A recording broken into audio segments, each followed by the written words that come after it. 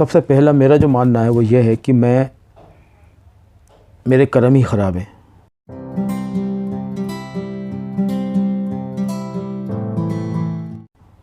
सब भाइयों को मेरा सलाम। मेरा एक दोस्त मिला और कहने लगा कि 10 साल पहले मेरी जॉब 20,000 रुपये की थी। मैं 20,000 रुपये पर मंथ महीना कमाता था और मालिक मेरी इज़्ज़त भी करता था। उसको डर था कि मैं नौकरी छोड़ के भी नहीं चले जाऊँ। आज की डेट में वो कहता है कि मैं उसी जगह जॉब कर रहा हूँ लेकिन 15,000 में कर रहा हूँ और मालिक मेरे पे एहसान करके मुझको रखे हुए है कि करना है तो कर, नहीं तो जा। मुझसे कहने लगा ऐसा क्यों, 10 साल में ऐसा क्या हुआ कि मेरी 10 साल पहले जॉब थी 20,000 रुपये की, आज मेरी 15,000 रुपये है। जब मैं 20,000 कमाता था तो आटा 20-22 रुपये किलो था, तेल 100-125 रुपये लीटर था, पेट्रोल 52-53 रुपये था। आज वही तेल 90-95 रुपये है, आटा 30-35-40 रुपये है और वही तेल जो खाने का तेल है कम से कम 200 रुपये लीटर है और मेरी सैलरी भी कम है और मेरी इज़्ज़त भी ख़त्म है। ऐसा क्यों है? ऐसा क्या हुआ 10 साल के अंदर कि हम लोगों की हालत इतनी बुरी हो चुकी है? जो लोग 10, 20, 15, 20, 25,000, 50,000 रुपये कमा के अपनी घर गृहस्थी को चलाते थे, उनका बहुत बुरा हाल हो चुका। ऐसा क्यों हुआ? सबसे पहला मेरा जो मानना है वो ये है कि मेरे कर्म ही ख़राब हैं, पहली चीज़। दूसरी चीज़ कि हमने गलत चीज़ को चुना। महंगाई पे किसी का ध्यान नहीं है, सबका ध्यान है कहीं और। कहीं और का मतलब ये है कि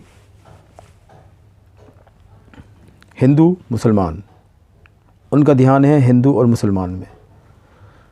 आम लोगों का, एक आम इंसान का, उसका ध्यान जो डाइवर्ट कर दिया गया है वो हिंदू और मुसलमान में कर दिया गया। वो तू हिंदू, मैं मुसलमान, बस इसी की लड़ाई चल रही है।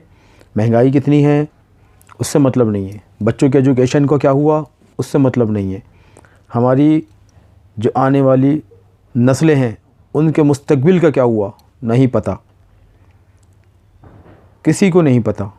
सब सिर्फ एक ही चीज़ में कि धर्म। धर्म भाई, धर्म, एक बात याद रखना, धर्म कभी भी आपको ईश्वर से नहीं मिलाएगा इस तरीके से जिस तरीके से हम लोग करते हैं। ईश्वर से मिलने का एक ही तरीका है, उसकी बातों को मानना, उसकी बातों पे अमल करना, उसके रास्ते पे चलना, लोगों के साथ भलाई करना, चाहे वो हिंदू हो या मुसलमान हो, सबके साथ भलाई करो, सबसे प्यार मोहब्बत करो और किसी को कौम में मत बांटो।